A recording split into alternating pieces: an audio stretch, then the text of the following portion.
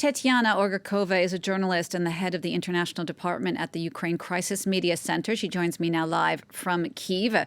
These reports we've been getting from the regions have not been positive. Things like staged voting, often under duress. The referendum's been slammed by most of the world as being illegal, a sham. What have you been hearing from where you are and what's been happening with the vote over the past few days? Well, all the information we get from these occupied territories confirms what you are saying. So these are illegal referenda in these occupied territories. They are forced referenda, so people are not free to choose what they want to live. So no legal conditions are respected, and Ukraine will never recognize the results of this referenda today or in coming weeks or months. Well, what's the feeling like really inside these regions, though? It does seem like there is a division between people who do support Russia in some part. How much support does Russia really have? Recently, we've seen sociological research in these occupied territories, namely in Zaporizhia region, and 87% of Ukrainians who are still on these territories, they support Ukraine. This was a telephonic sociological research conducted in Russian language, but organized by Ukrainian Institute, which is located in non-occupied territories. So people think in favor of Ukraine in these territories. But they are afraid. A lot of people have already left these regions because it's dangerous to be there.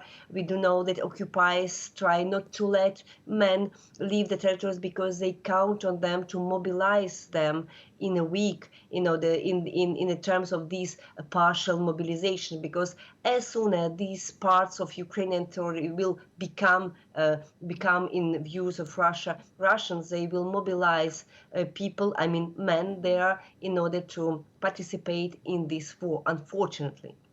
What kind of protests have there been, if any, inside these four regions against the Russian authorities that you've heard about?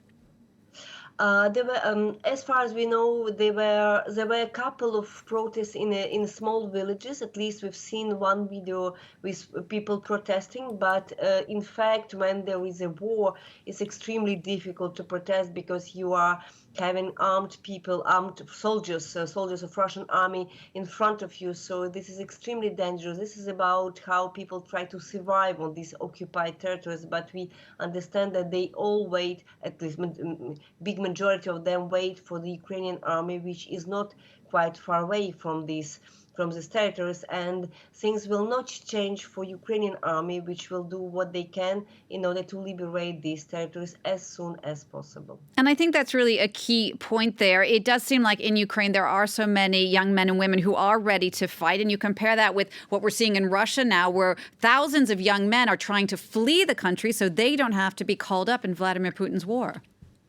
Yeah, we are very much impressed by the number of Russians who try to flee the country now after the announcement of this partial mobilization.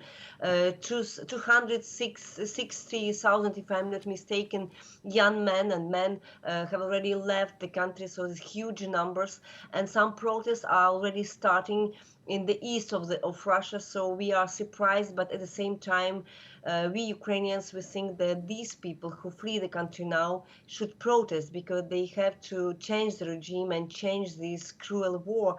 Instead of trying to escape Russia, we could count on them in order to protest against the war, against mobilization, against the regime, and all other points which are still now in Russia. Absolutely. But in addition to seeing these people who have been leaving Russia, we have also been seeing some minor protests, particularly in areas of Russia that have been disproportionately affected by this draft. Do you think that the backlash at all could force the Kremlin into a different type of action?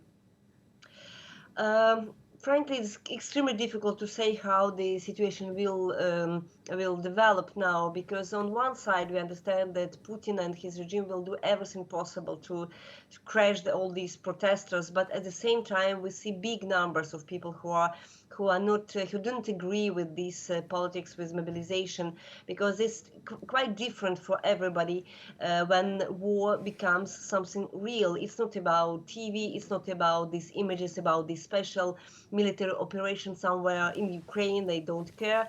Now it's about about every family because the mobilization is quite massive. So we expect some maybe even radical things to happen in Russia, but it's extremely difficult for us to say what will happen exactly in Russia in coming weeks. And Tetyana, what about inside Ukraine? What can we expect there in the days ahead, particularly in the wake of this referendum? I think that things will not change for Ukraine. For Ukrainian army, they will do what they do. They will try to liberate territories. Ukrainian civilians on other territories will do what they do. So we will not recognize it referendums. We will try to help people who will be lucky enough to leave these territories and to continue this resistance against Russia and its army. Tetyana, thank you for sharing your expertise with us there from Kyiv. Tetyana Orgakova, a journalist and the head of the international department at the Ukraine Crisis Media Center.